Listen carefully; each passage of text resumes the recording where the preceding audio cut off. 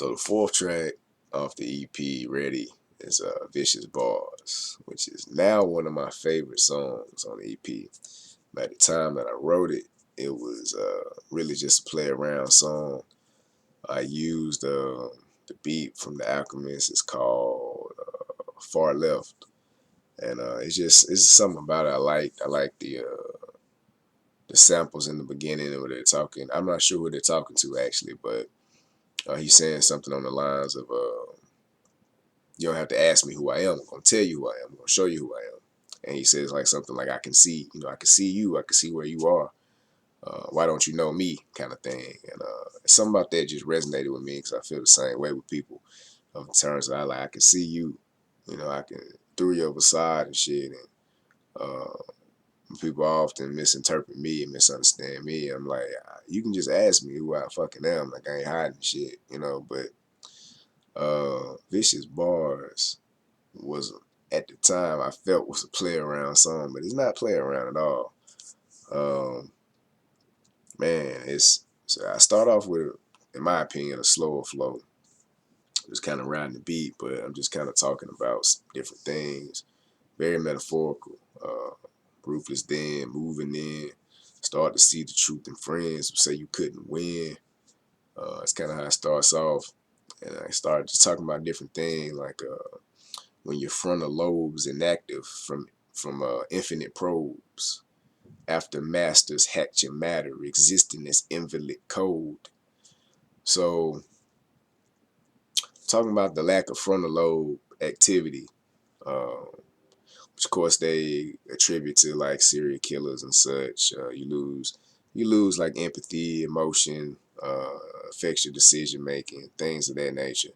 Um, so I'm saying you're being probed, and the amount of times you're being probed results in you starting to lose compassion and emotional uh, ability to connect.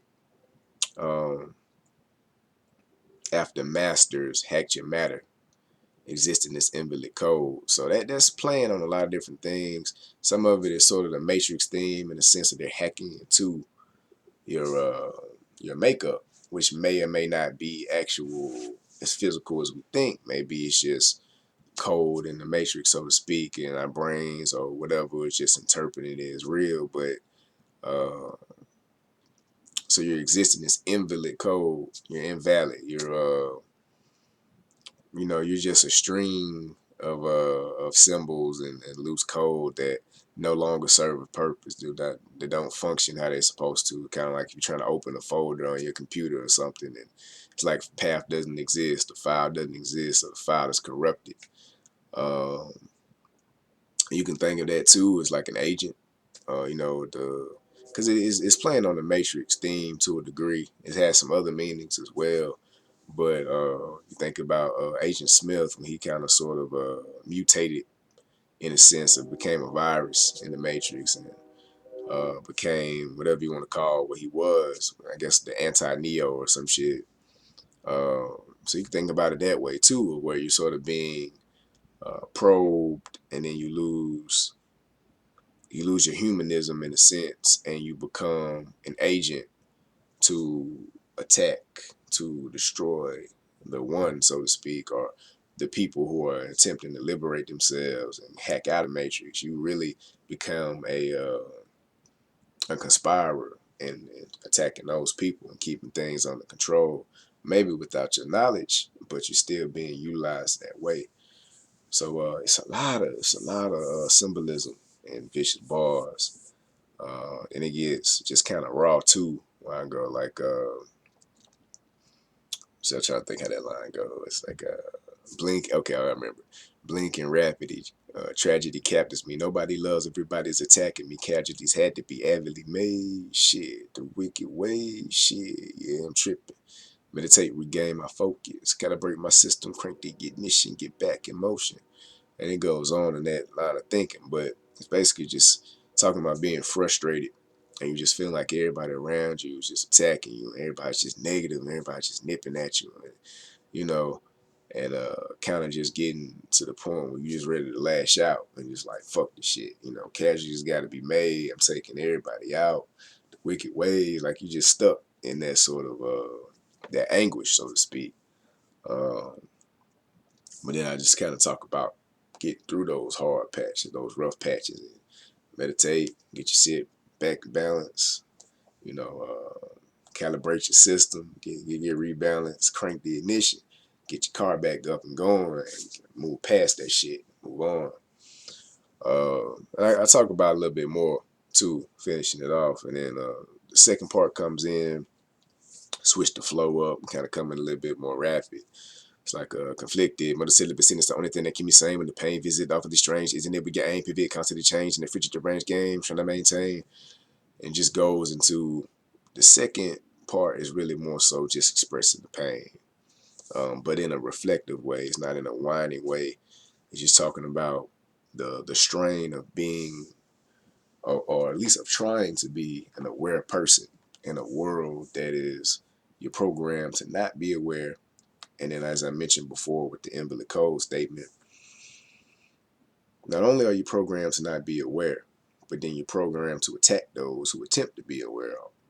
So, you're basically living in a world, if that's what you decide to be, and a person like me does decide to be, then you're living in a world where you're surrounded by enemies in the sense that, knowingly or not, they kind of become agents and that, play on the matrix sense of they contribute to the plan to ensnare you.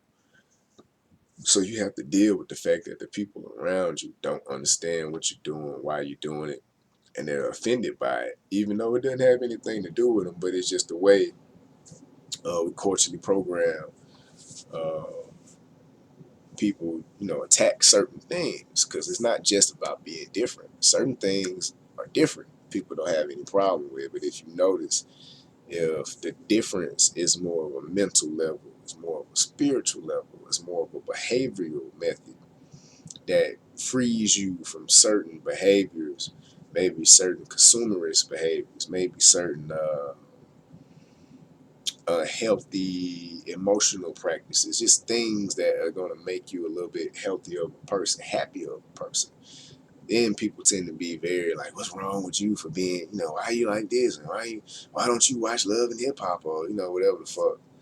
I'm not bashing the show for the people who watch it. I'm just saying there's certain things that triggers people's need to attack a difference. Some things don't. It's just as different, but it's things that is negligible in terms of a person's livelihood. But when you start to live your life in ways that makes your life less stuck in this sort of loop of consumerism and different things, people tend to really come at you for that, subconsciously or consciously. So, Vicious Bars is really just a very spiritual raw song in the sense of it's a lot of metaphors, pretty much everything in there. I'm really talking from straight experience, but I'm just putting it in such a way where I'm adding in some philosophy, I'm adding in some ideologies about how the world works, and maybe to a degree why it's happening that way as well.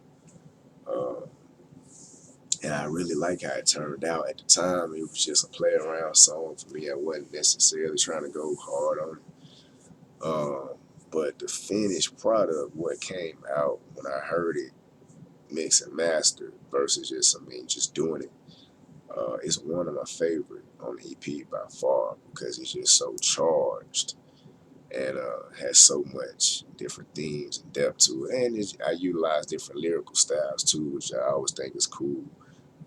Normally don't like to just do one style through a whole song. It gets kind of monotonous to me. So, and it's easier to write that way. I feel like it's a little bit more challenging and artistically rewarding if I put more than one style in a song and mesh it together well to where it doesn't feel out of place. So, um, yeah, Vicious Bars is definitely one of my favorite on the EP in the sense of just it kind of surprised me because when I wrote it, I